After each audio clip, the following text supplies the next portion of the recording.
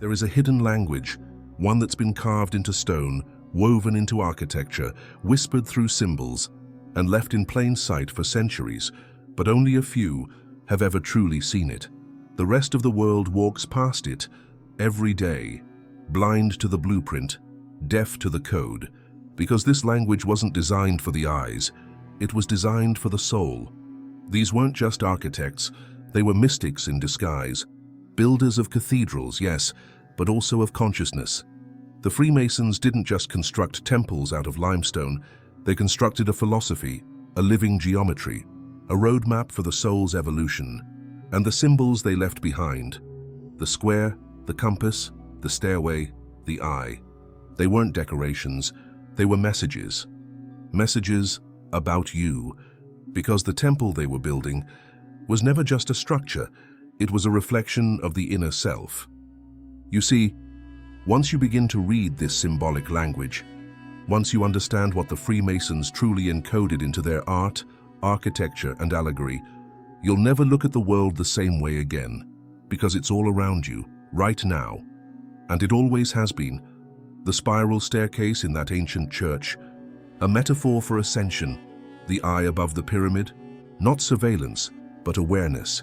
Every brick, every column, every ritual was a mirror, a reminder that the true temple is within. The true journey is not upward, it's inward. And that's what they don't want you to know. Because once you realize that the divine is built inside you, that you are the builder, and that every thought, emotion, and action is a stone laid into your inner temple, you stop looking outside for power. You stop waiting for someone to save you. You start constructing your own legacy, your own light, your own awakening. That's why this knowledge was veiled in secrecy, not because it was evil, but because it was sacred. Misuse it, and it becomes control. Understand it, and it becomes liberation. The Masonic tradition is not about power in the way we've been told. It's about purpose. It's about using the tools, the square of integrity, the compass of balance, the chisel of refinement, to sculpt yourself into a being of harmony, discipline, and wisdom.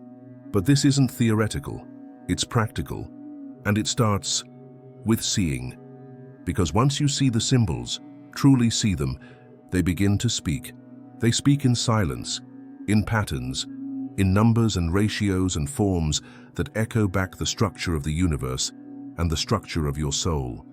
So the question is not whether the Masons were hiding something, it's whether you're finally ready to look. Because this is not just about ancient builders or secret societies. This is about you, your mind, your temple, your journey.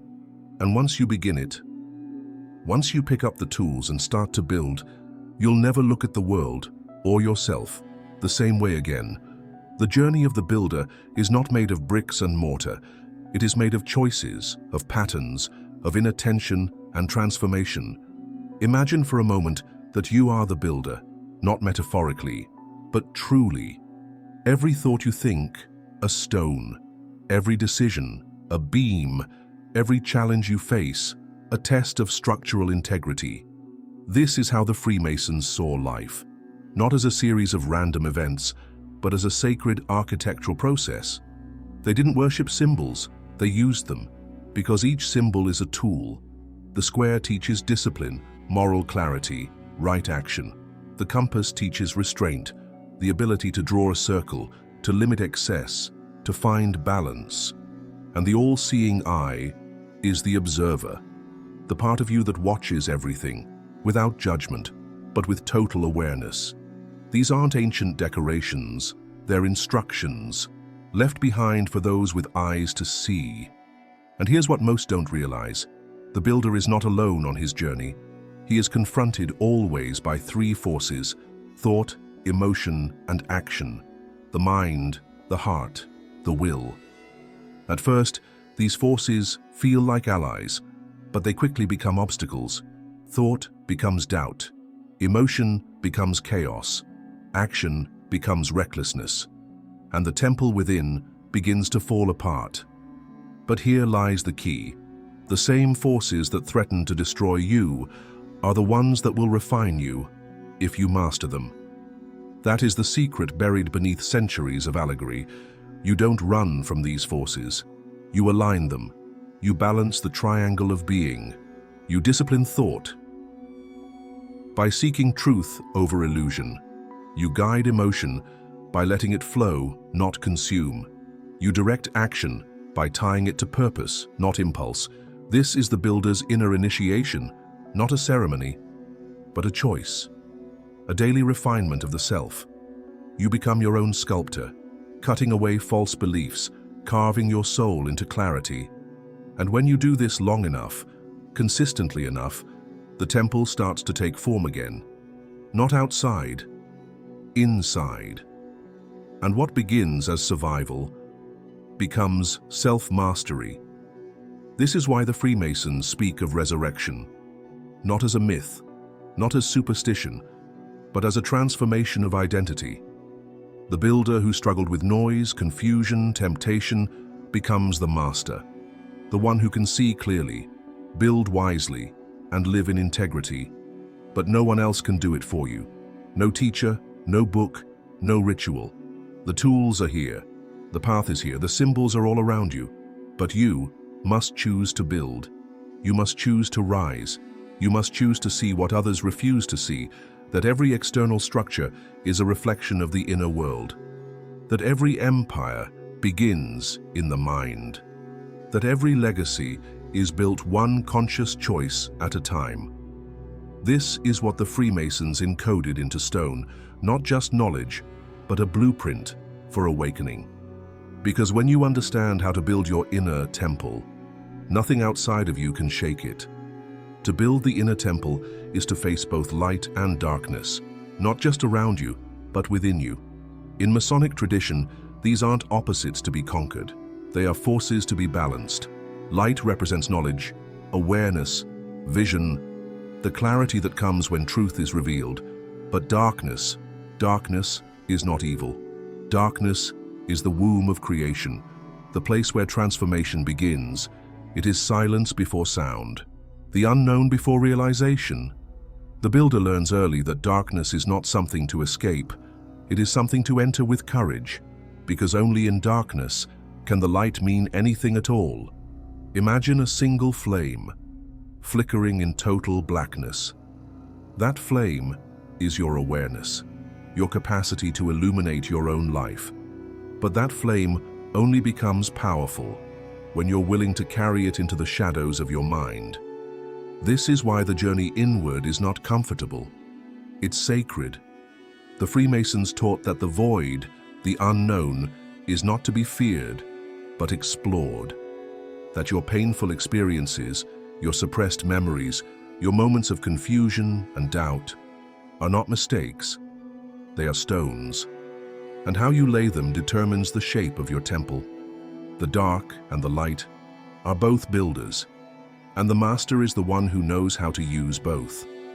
That's why the highest initiates were never afraid of the dark. They revered it, because they knew that only by descending into the depths of the psyche could you retrieve the true blueprint. And what is that blueprint? It's not a map, it's a principle. It is balance, harmony, alignment. The triangle, body, mind, spirit. The staircase, ascending not to escape the world, but to understand it more deeply. Each step, a test. Each level, a refinement. And the higher you climb, the more subtle the challenges become. The ego gets clever. The temptations get spiritual. The darkness becomes seductive. But the master remembers, awareness is the lamp. And the stairway is never external. It winds inward. Every thought that arises is a step. Every emotion that surges is a trial. Every action you take is a chisel stroke on the sculpture of your soul. And when the builder loses his way, when he forgets his tools, when his thoughts distort, when his heart wavers, when his actions fall out of alignment, the temple begins to tremble. But that's not the end. That's the moment of transformation. That is the symbolic death, the fall of the false self. And what rises in its place is not perfection, but truth. You become the builder again. This time, with humility, with patience, with clarity. You start to see that the obstacles weren't in your way, they were your way. That darkness wasn't the enemy, it was your initiation. And light. Light was never something to chase, it was something to awaken. As the builder ascends, something begins to change. The focus shifts from structure to meaning, from stone to spirit, from architecture to awareness. The outer symbols begin to dissolve, and what remains is insight.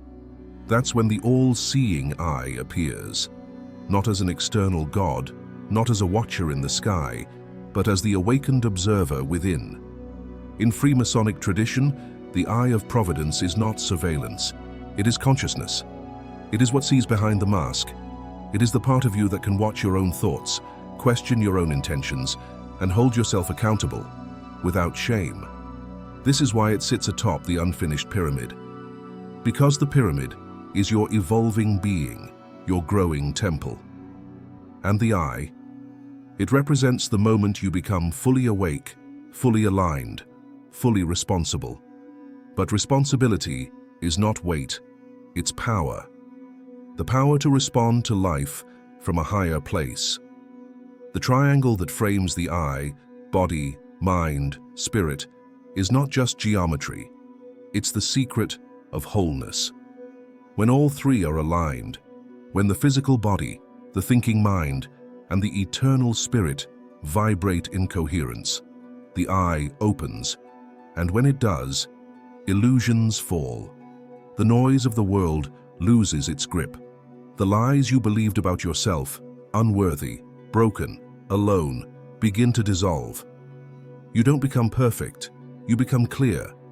You see your past not as failure, but as foundation.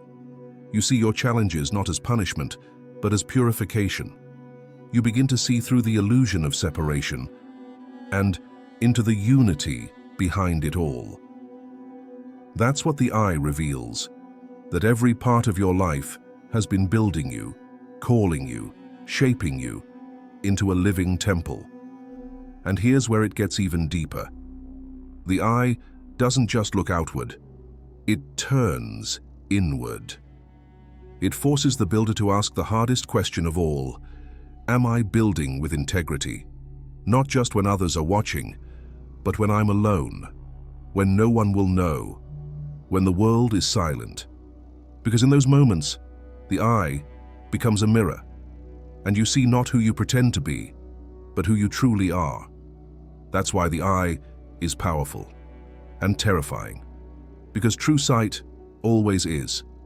And the higher you climb, the more you're asked to see. Not just the world, but yourself, your motives, your fears, your blind spots. And yet, that's the gift, because only when you see clearly can you build truly. And only when you build truly can your temple withstand the storm. This is why the eye is both a symbol of awakening and a test of character. It doesn't just watch, it invites you to become it, to live with awareness, to act with alignment, to refine in every moment what you are becoming. Because the final initiation is not granted, it is lived. At the highest point of the builder's path, there is no throne, no audience, no finish line. There is only a quiet space, the inner temple. It is not made of stone, it is not adorned with gold, it is made of you. Your thoughts, your values, your actions, laid one upon the other in silence, over time, when no one else was watching. This is the Masonic secret, that the true temple is built within, that every experience you've endured, every lesson you faced, every failure you thought would break you, was a stone placed with purpose. The question is not whether you've been building, the question is what you've been building. And now, at the peak of this journey, the builder stands alone before his creation, not to admire it, but to judge it, not with ego, not with pride, but with radical honesty. In Masonic tradition, the highest authority is not an external god or system.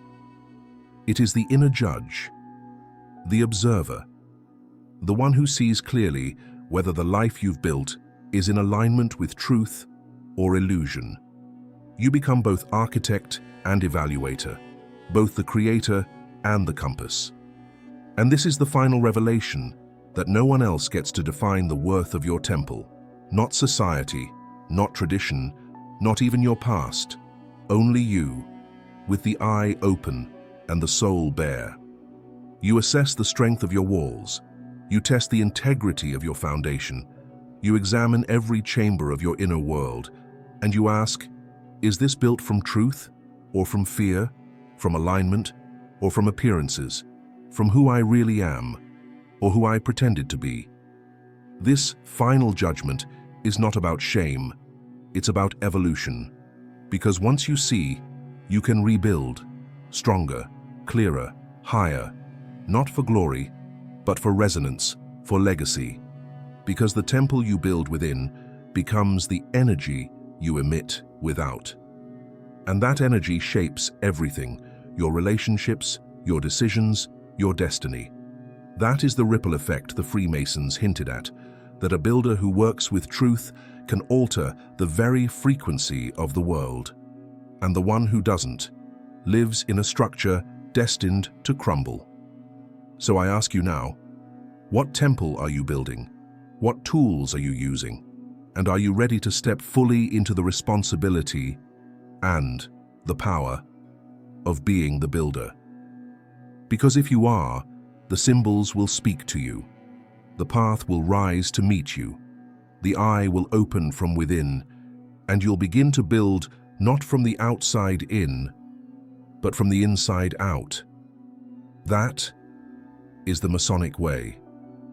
That is the legacy of the hidden builders. And now, it is your turn to continue the work. The temple you build within does not end when the story fades or the lesson is complete. It grows with you, because the builder's path isn't a chapter in your life, it is your life. And the Freemasons understood this better than anyone. That's why they designed their symbols to live beyond their rituals, to be carried into the future by those ready to embody their meaning. But here's something few realize. These symbols have evolved, not in form, but in context. The compass and square are no longer carved into stone. They are reflected in our digital lives, in every choice you make online, in every thought you share, in every echo you send into the world. The temple is now quantum, the building blocks, attention, intention, frequency. That's why the path of the builder is more important now than ever. Because in an age of noise and distraction, self-mastery has become rebellion. Integrity is radical. Awareness is rare. And truth? Truth is hidden in plain sight. Just like the symbols. Look at the dollar bill, the pyramid, the eye, the 13 steps. Look at government buildings, columns, domes, sacred geometry. Look at logos, compasses, squares, veiled messages. Why? Because those who understood the power of symbols embedded their legacy into the fabric of our world. Some used it to control, others used it to awaken. The difference lies not in the symbol, but in the builder, because a chisel can be used to carve beauty or to destroy. It all depends on the hands that wield it. And that's why the final secret is this: you are the symbol now. Your life is the message. Your choices are the ritual. Your presence is the temple. The all-seeing eye. It's your conscience. The stairway, it's your daily growth. The pillars, they're the values you refuse to compromise. And so, the initiation never ends. It repeats every morning you rise, every time you forgive, every time you refine a thought, transmute an emotion, or align an action with your higher self. This is the legacy of the builder, and you are part of it, whether you choose to be or not. The question is not if you're building, it's what you're building, and what future will stand because of it. Because this world does not need more monuments, it needs more masters, quiet ones, Focused ones, builders of light, carriers of clarity, guardians of the sacred flame. And maybe, just maybe, that's why you're here.